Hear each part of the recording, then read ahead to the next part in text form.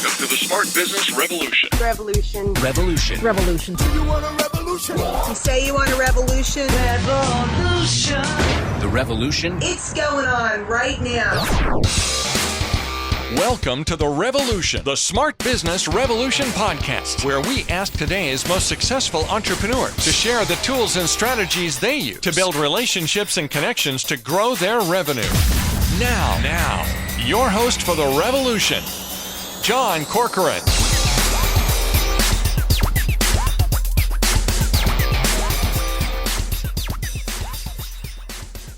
Welcome, everybody. John Corcoran here. I am the host of this show. This is a live episode, and over 10 years of hosting this show, I have had such a great privilege to talk with so many amazing, interesting individuals, from top CEOs to founders, entrepreneurs, people who've exited companies, all kinds of organizations ranging from YPO to EO, Activation Blizzard, LendingTree, OpenTable, and many more. It's really such a great pleasure to do it. Before we get started with this episode, this live episode, though, we always like giving a couple of quick shout outs to people and mentioning a few people. But in this episode, we're going to be talking about how to create great content in a podcast, something we haven't tackled before. And we'll talk about 3 different ways that you can create great content in a podcast. And we thought we'd start it out, Dr. Weisz, my guest here, my business partner, my friend, by focusing on some great content, or at least in our opinion, our humble opinions, that has been created on our podcast. So great episodes in our past podcasts that we have created. So I'll start with you, Jeremy. What are some great episodes that you've created in the past where you've just really walked away and you're like, man, that was great? And John, this will be on Inspired Insider podcast as well. So we'll put it on there. Past episodes.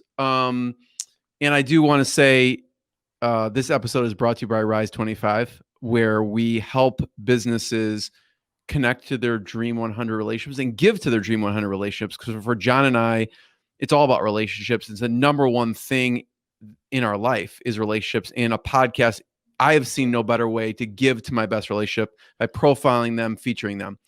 And so if you have questions, you go to rise25.com. But case in point, John, we love profiling people we admire, we love, and I had David Mann and Derek Smith on from Firefly Group. They were introduced to me by Dan Zawacki of Lobstergram. He was the first person to send live lobsters in the mail, direct mail. Imagine getting a live lobster in the mail. And he did that back in the 80s. And he was featured on Oprah, and Howard Stern talked about him.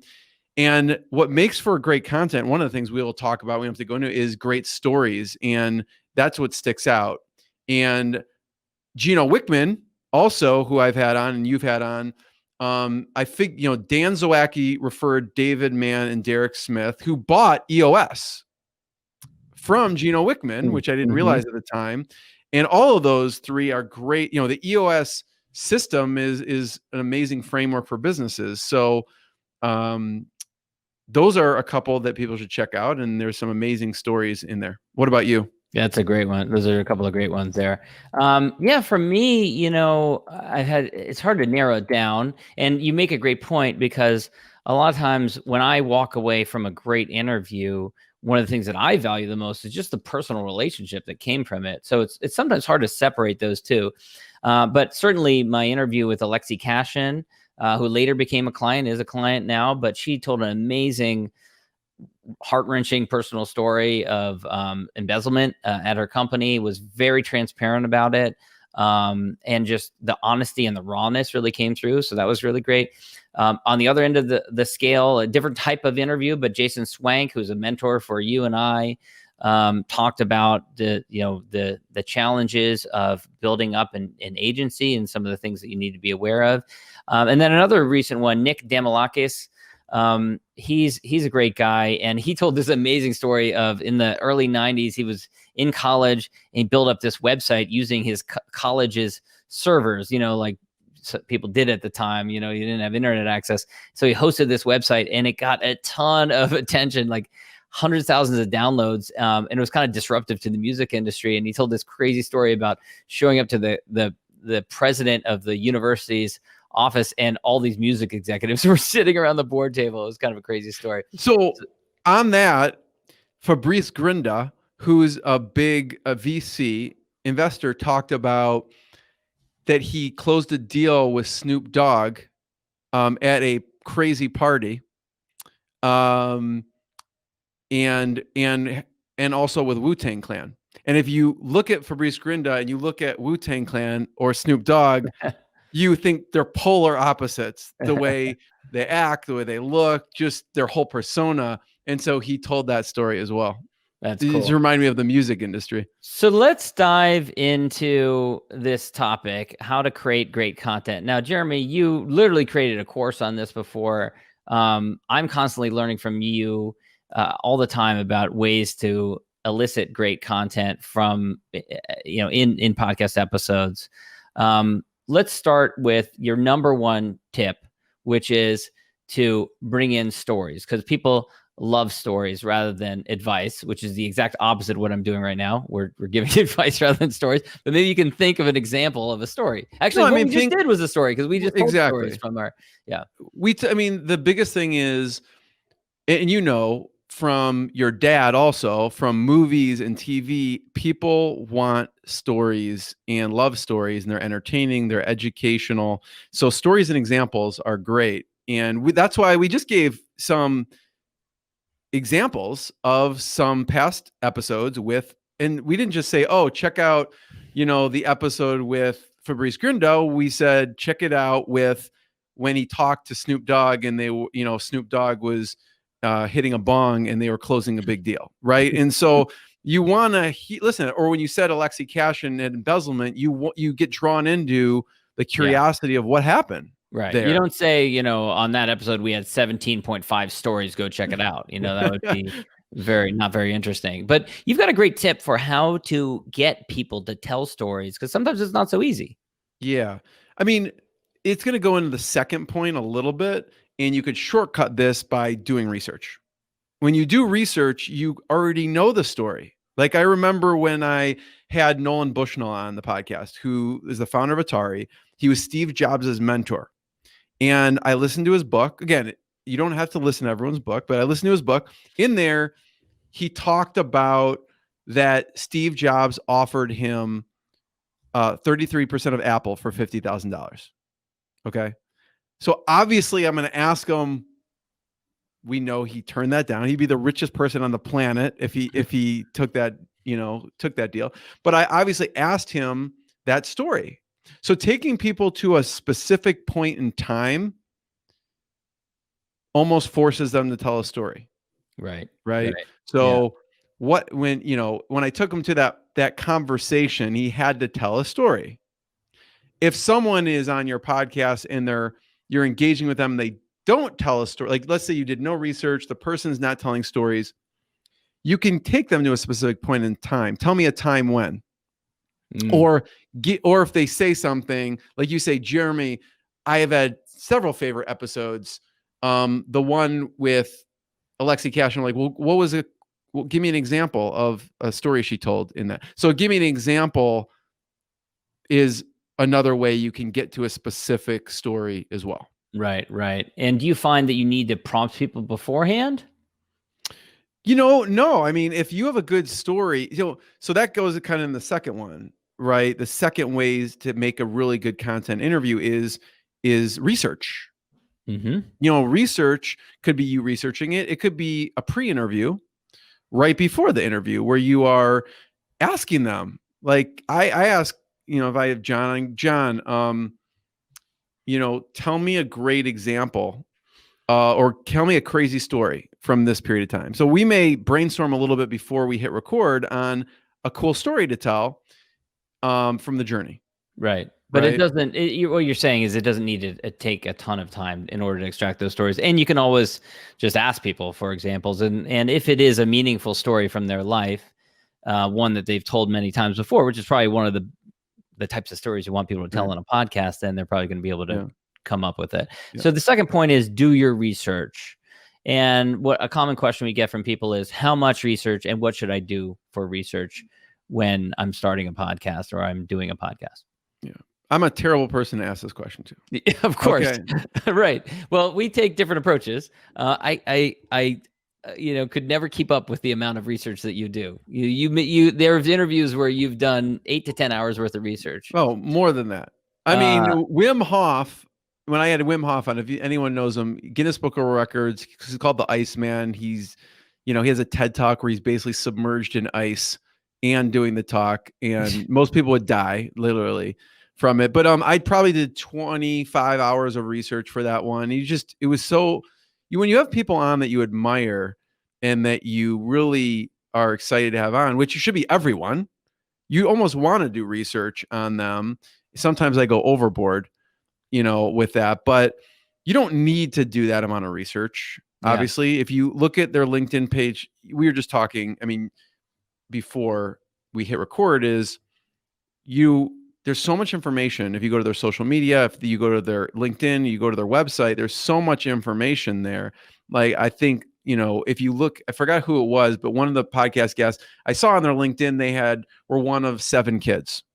Wow. And I was obviously going to ask them a specific question about, tell me what the dinner table was like. Give me one dinner table story with 7 kids. Right. And again, it's research to take them to tell a specific story that they probably have never told before. Yeah. Also, or they don't get asked about it all that often. You do that extra layer of research.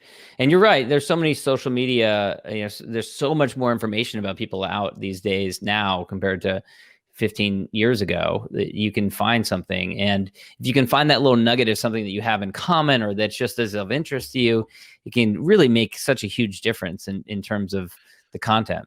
There's 2 ends of the spectrum, right? There's someone you have on that there's literally nothing online about them. Maybe they have a social media, and there's someone who's published 24 books, right? Yeah. So how did I find that harder? Actually, when there's too much information on it. It is. How did you prepare? Talk about. I just interviewed someone like that who published 24 books. I had it was in academia. I'd published in hundreds of articles. So it was impossible to keep up on all that.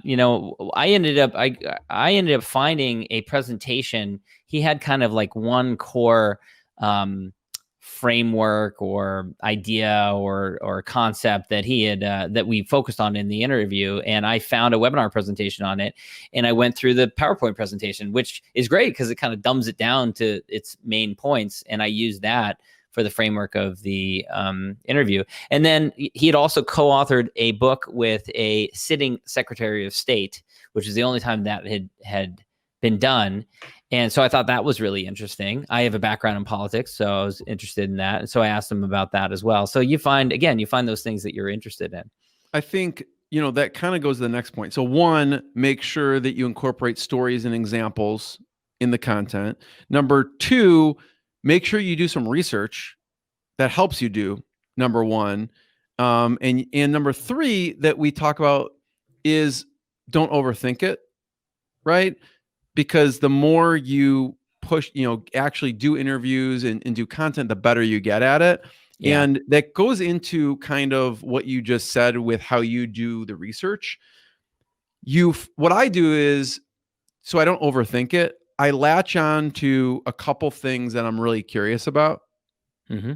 And you can have a whole discussion, which will branch out from there, about the things you're curious about. So if you're like me and you maybe tend to overthink things, if you don't and you go with the flow, then you'll be fine, right? And but oftentimes it's the intellectuals, the heavily educated, the high fact finders that struggle with this. It's amazing to me. I remember talking to someone who she had a law degree and an MBA, and incredibly intelligent, incredibly articulate. She was like, I don't know what I'll ask these people. I don't know what I'll talk to them about. I was like, there's so many things that you talk to people about, especially, if you own your own company or if you've ever done any kind of sales, you got to have a little bit of the gift of gab with people.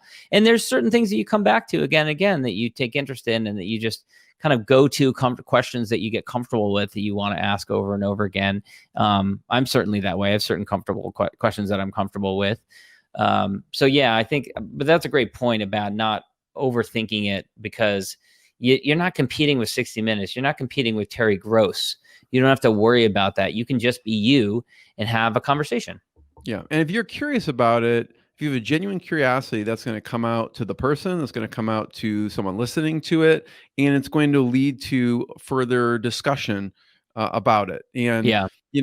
one thing to point out, I know if you go to rise25.com, there is a courses tab where we have predictable podcast profits course. And one of the modules that we do in this course is all about this, right? So we go in great depth around the structure of the interview, what questions we recommend, what we like. We can't go over all of it now, but these are just a few kind of pieces of that. I don't know if you want to touch on anything else. Yeah, last thing I want to ask you about before we wrap things up is one of the things I love about doing a podcast is that it gives you license to ask smart people questions that you're curious about.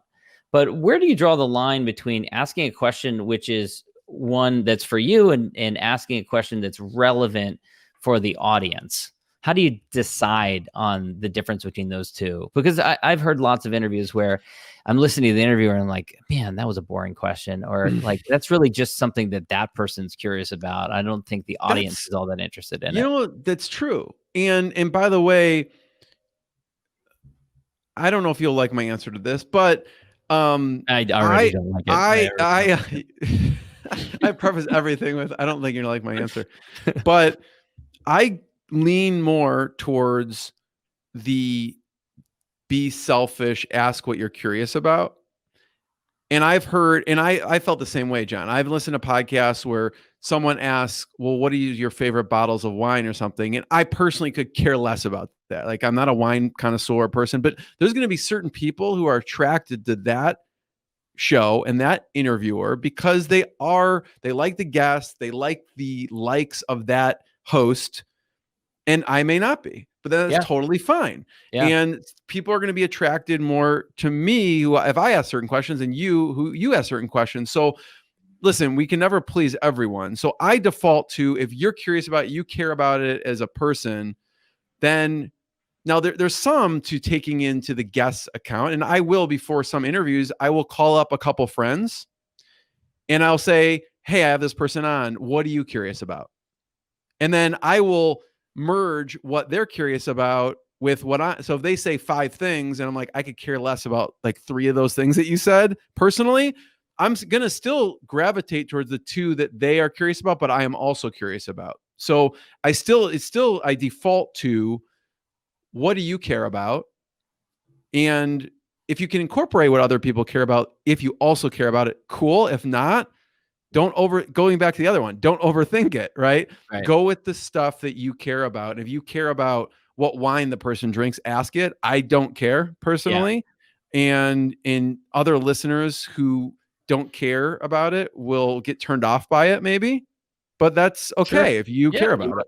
You want to attract your people. One final, actually, additional question I thought of, which is under the idea of creating great content. So naturally, because you want to create great content, you should go back and you should listen to the entire thing, edit out all the ums and the ahs and the awkward moments and all that kind of stuff, right? Of course not. Yeah. And you agree with me on this one, but it's what we love about podcasting is it's an authentic medium that you could just talk, and editing making it perfect, editing, there's shows that do that. I mean, they're in the business of broadcasting and podcasting. Yeah, NPR, that's American a little Life, different. All that stuff, yeah. So if you are producing, there's a small percentage that have a very, very highly produced show, and they should be doing that. Okay. We're talking a large majority who are not going to be doing that they are really about the authentic conversation. I'm not going to name the podcast. A podcast I actually like and listen to, I think it's overproduced. Like, I just actually get annoyed by it. I just let them talk, let the conversation flow. I want to hear all of it. And there's so much editing to it. I've heard that as well. I can't get into the full flow of the conversation because they're editing so much out. They're clipping so much in. So I like just listening, almost like if I'm in the room, you're a fly in the wall, 2 people talking, and it doesn't need to be overly produced. And I think speaking as someone who's done a podcast for quite some time, the discipline of doing it does make you a better speaker, certainly. it makes you naturally try and improve the way that you talk. I'm being very conscious of it right now, as you can tell. Well, I think Lee, my wife, listened to one of ours talking, and she's like, "John's so much better than you." She's probably exact same thing my wife Nicole said, actually, the other way around, referring to you. John speaks so eloquently. Jeremy's really I go, thanks. You're really kind of struggling with it. So I think certain, it goes with practice, like you said. I'd like to, and if there's anything else on this, I'd like to finish up with a question, but anything else on these topics? Go ahead. I wanted to talk about our best, we talk about stories and examples. We talk about research importance and just not overthinking it and having curiosity. So it kind of relates to this overarching theme is what have been your favorite, if you think back at your podcasts, and we talked about some interesting ones people should check out, but what would you say if are the top 2 best stories, you don't have to tell the full story, that stick out from you? Again, we've both been podcasting for probably over 10 years. What has been the top 1 or 2 stories? And I'll start, since I'm putting you on the spot, from your podcast. And I remember, and it's not always the most popular, most well-known guest. And I had Chris Ategeka on, and he talked about how, because the other thing I like about stories, you remember them and they're actionable because you can remember them. He talked about how both his parents died of HIV before he was forgot what it was, maybe 7 or something. And he had to take care of his siblings. He had 4 or 5 of them. And he got won a lottery to come to the US to go to college. And the first time he owned a pair of shoes was he was 18. And I remember this. He told the story where he was on the airplane. First time he's obviously ever been on an airplane to come to the US. He won this lottery to stay with the family in the US. And the lady came around handing bottles of water like they do on an airplane. And he literally thought God descended from the heavens, because the way he got water was he had to walk 5 miles, pump a well, walk 5 miles back, or whatever, however the story goes. And someone just handing him a bottle of water, stuff that we take for granted, impacted me, and immediately made me think I have to have more gratitude for the simple things that we take for granted. So anyways, yeah. What's a favorite story? From your podcast. There's so many, but one that comes to mind, I often ask the same question at the end, where I ask people if they're giving a speech for lifetime achievement, who would they thank? And I'm looking for them to pull out, maybe someone from their childhood or whatever. And when I interviewed Sean McGinnis, who was recently president and COO of YPO, amazing, huge organization, he pulled back to his childhood and told this story. He grew up in South Africa during apartheid. And he, I'm going to get hazy on all the details of it, but there was an African-American man who really raised him and his siblings and had a huge impact on him. And he just spoke with such reverence about this individual and the impact that he had on his life, and how it affected his life to this day. And so that was a real surprise. I didn't even know, I didn't see it coming or anything like that. And it was very touching and sincere. So that's one example. So I'll leave Sean it at McGinnis, when I remember, he talked about Nelson Mandela and a crazy story with Nelson Mandela in South Africa. Yeah. So I love that. Yeah. Jeremy, wrapping things up, where can people go to learn more about you and I and the work that we do at Rise25? Anyone can go to rise25.com. There's a video of us. You clipped in outtakes of it. So we joke around. We have humor about mistakes that we make, and that kind of shows what it's about. So you can watch a video, and it talks about how do you generate relationships and ROI with the podcast, and you can go to our about page and find out more about us as well on rise25.com. Excellent. All right. Thanks so much, Jeremy. Thank you for listening to the Smart Business Revolution podcast with John Corcoran. Find out more at smartbusinessrevolution.com. And while you're there, sign up for our email list and join the revolution. Revolution. And be listening for the next episode of the Smart Business Revolution podcast.